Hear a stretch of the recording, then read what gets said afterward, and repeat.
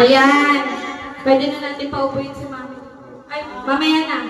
Welcome everyone again. Thank you for being here to celebrate this special moment with us. We're excited to find out if it is Little Renz or Little Nicole. Before we begin, with all the fun and excitement, let's take a moment to pause and offer a prayer of thanksgiving for this beautiful day. The family we're here to celebrate and the precious life that will soon be joining us. I'd like to invite everyone again to please stand as we ask for blessing over this special occasion.